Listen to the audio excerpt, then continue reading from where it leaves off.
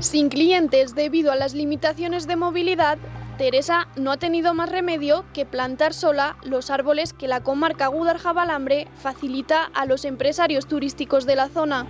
Una actividad que el año pasado sí pudo disfrutar acompañada de los huéspedes de su casa rural.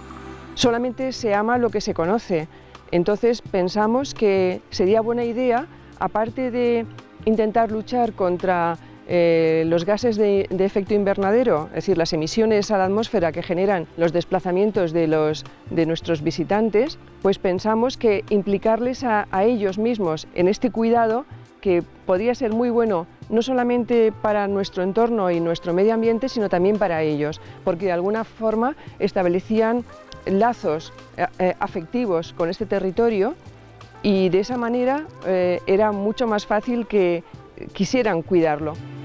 Ella fue la precursora de esta iniciativa que se implantó a nivel comarcal con la idea de reducir la huella de carbono ocasionada por el turismo que se genera en la zona. Estos son los arbustos que hemos plantado este año, Cotoneaster, Viburnum lantana, Bog. No solamente ayudan a paliar los efectos de los gases invernaderos, sino también que contribuyen a alimentar la fauna, los pájaros que tenemos en este entorno, y para nosotros eso también es importante. Desde la comarca se muestran satisfechos con el compromiso que demuestran tanto empresarios como turistas por el cuidado del entorno. La verdad que está teniendo mucha aceptación.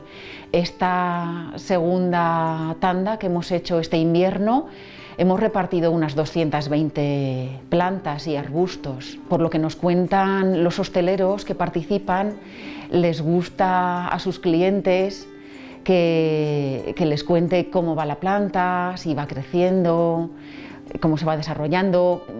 En condiciones normales vienen a verla, vienen a regarla, y es un poco ese vínculo que se crea con este territorio. Aseguran que esta actividad ha llegado para quedarse y solo esperan que el próximo año puedan ser los clientes quienes disfruten de esta experiencia.